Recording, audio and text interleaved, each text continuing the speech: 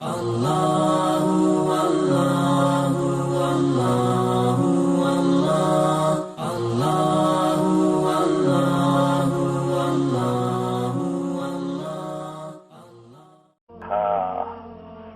دجانہ وما ادراکم ما ابو دجانہ،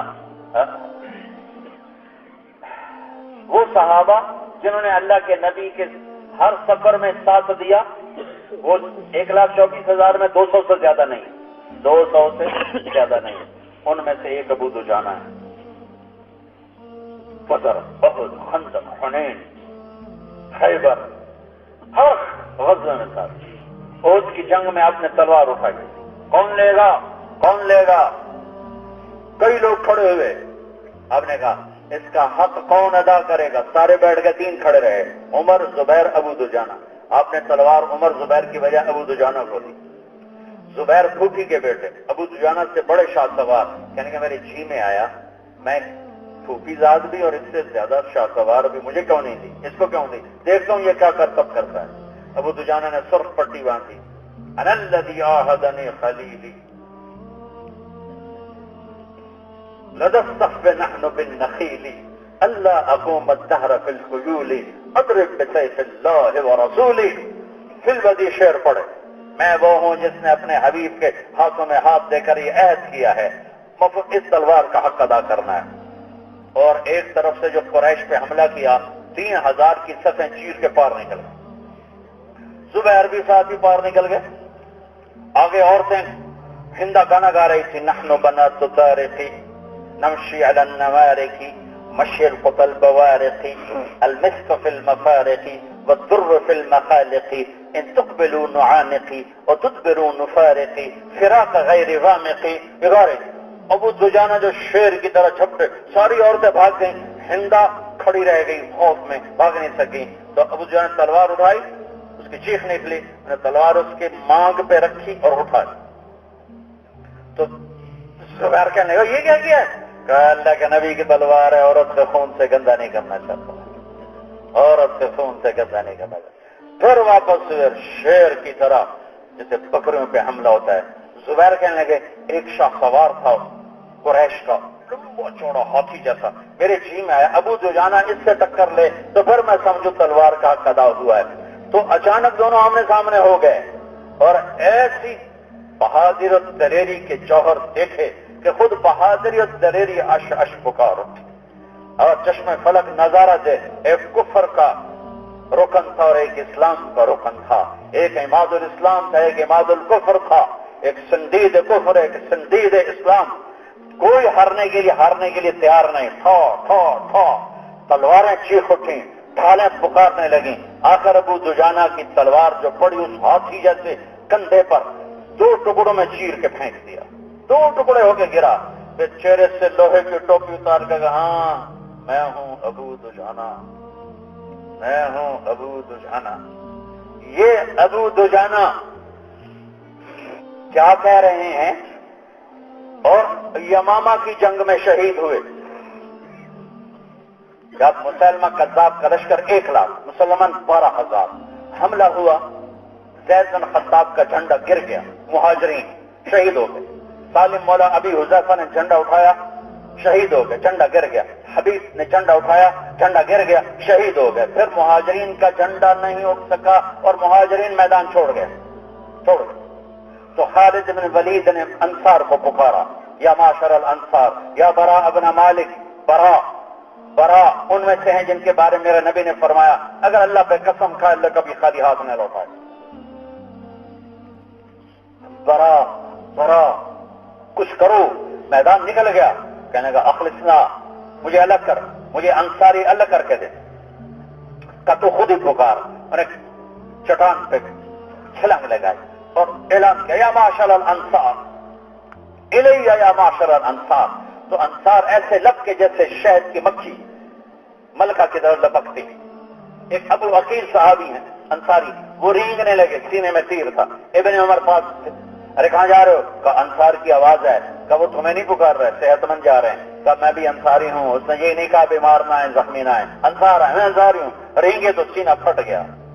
کہنے گئے عبداللہ مجھے پتھر پہ بٹھا، انہیں اٹھایا پتھر پہ بٹھایا تو ایک بجلی گونجی، ایک کڑکتی آواز، ایک گرجدار آواز نے میدان کو ہلا دیا، یا معاشر الانصار یوم کا یوم بدر کرۃ کا کرۃ حنین، اے انصار کی جماعت آج بدر اور حنین کی یاد تازہ کر کے دکھا دو، اور گر کے شہید ہو گئے۔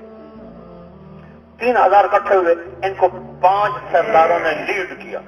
ثابت بن قیس بن شماس کے ہاتھ میں جھنڈا تھا، برا بن مالک، ابو دجانہ،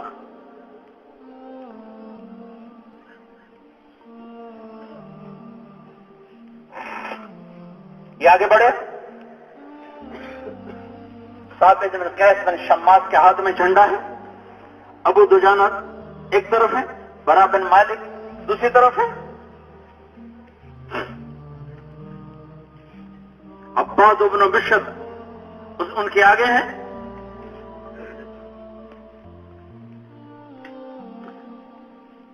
ایک لاکھ کے لشکر کو انہوں نے دھکیلنا شروع کیا، 3000 مہاجرین اکھڑ چکے تھے، دھکیلتے قلعے کے اندر داخل کیا، اور قلعے کے دروازے پر عباد بن بشر شہید، ثابت بن قیس بن شماس شہید، ابو دجانہ شہید، اور برا بن مالک نے کود کے دروازہ کھولا، اور خالد بن ولید لشکر لے کر اندر گزرے، اندر اترے، اندر داخل ہوئے تو مسلمہ چوٹی پر کھڑا تھا، ایک ٹیلے پر۔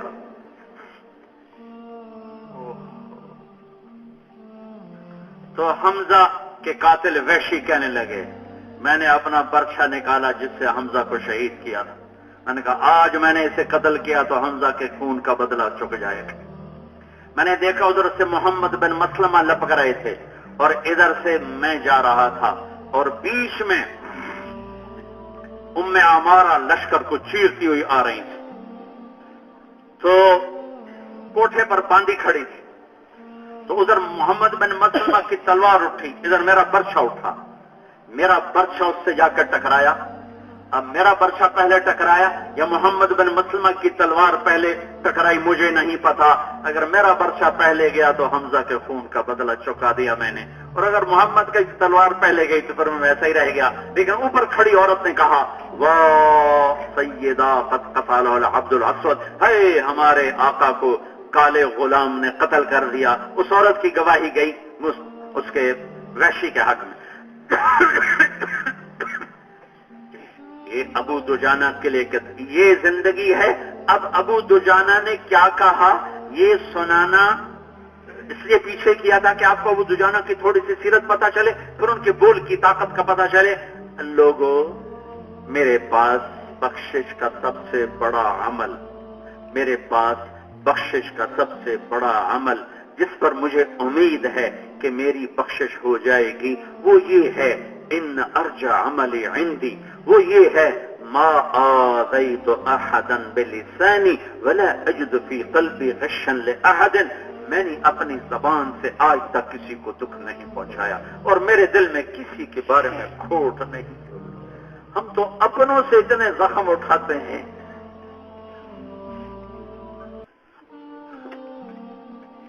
غیروں سے کیا گلا، غیر تو غیر ہیں، غیر سے کیا گلا۔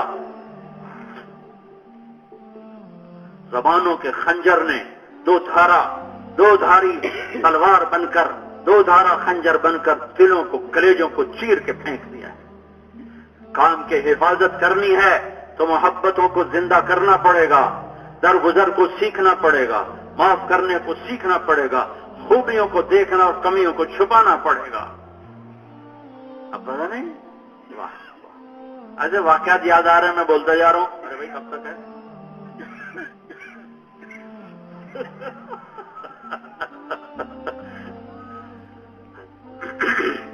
ابو محجن ثقفی رضی اللہ تعالیٰ عنہ شراب پیتے تھے، صحابہ بشر تھے، نبی نہیں تھے، معصوم نہیں تھے، ان سے بھی خطائیں ہوئیں، لیکن اللہ نے وعدہ کیا کلن وعد اللہ الحسنى، میں نے تیرے تمام صحابہ کو بخش دیا جنت دے دی۔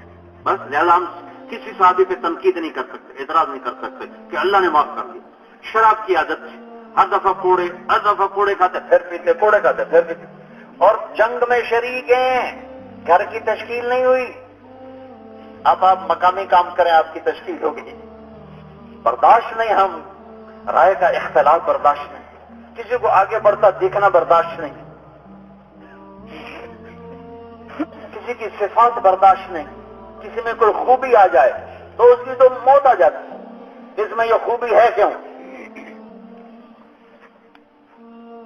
ان کو گھر نہیں بھیجا، میدان جہاد میں شراب پی رہے ہیں، کوڑے کھا رہے ہیں، لڑ رہے ہیں۔ آخر سعد بن وقاص نے نا قادسیہ میں پہنچ کے تنگ آ کے اس کو جیل میں ڈال، اس کو بند کر، جب تک توبہ نہیں کرتا اس کو نہیں چھوڑوں گا۔ قادسیہ کی جنگ نے ایران کا فیصلہ کیا، جنگ 9 دن چلی ہے، 9 دن، ایک جنگ کا دن ہے، اور روم ایرانیوں نے صحابہ کو اکھاڑ دیا اور یہ اکھڑتے پیچھے آ رہے ہیں، تو یہ دروازے سے دیکھ رہے ہیں کہ مسلمانوں کے قدم اکھڑ رہے ہیں، یہ بے ماہی بے آس کے مچھلی پانی کے بغیر تڑپ رہے، کیا کرو۔ اتنے میں حضرت سلمہ گزری، مسنہ بن حارثہ کی بیگم تھی، ان کی شہادت کے بعد ان سے نکاح کیا سعد بن ابی وقاص نے۔ کہنے کہ سلمہ میری بیڑیاں کھول دے، یہ دروازہ کھول دے، مجھے سعد کا گھوڑا دے دے، تلوار اس کے ڈھال دے دے، میں اگر شہید ہو گیا تم سب کی جان چھوڑ جائے گی مجھ سے، اور اگر میں بچ کے آ گیا تو یہیں آ کے بیڑیاں پہن کے بیٹھ جاؤں گا۔ وہ کہنے کہ میں تو نہیں کرتی، سعد کو پتا چلا تو مجھے سزا دیں گے، ناراض ہوں۔ وہ چل پڑیں گے، کفا حزنا ان تلتقی الخیل بالقنا واترک مشدودا علی وفاقیا، میرے دکھ کے لیے اتنا ہی کافی ہے کہ حق و باطل ٹکرا رہے ہیں اور میں بیڑیوں میں بندھا ہوا بیٹھا ہوں۔ تو اس پر وہ نرم ہوگی، واپس ہی دروازہ کھول دیا اور ہر ساتھ کا گھوڑا بھی دے دیا، تلوار بھی ڈال دی، انہوں نے اپنا منہ چھپایا اور ایک طرف سے جو حملہ کیا۔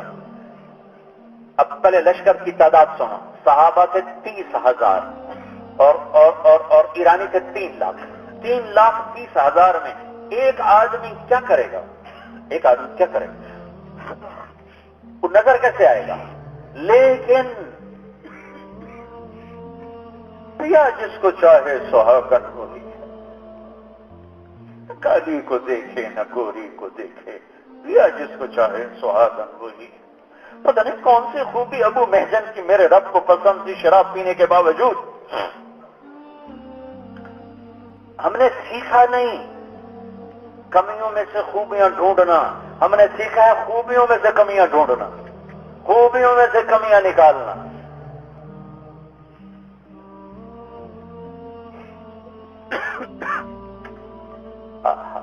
ایک طرف سے جو حملہ کیا ہے، کھلبلی مچ گئی، کھلبلی۔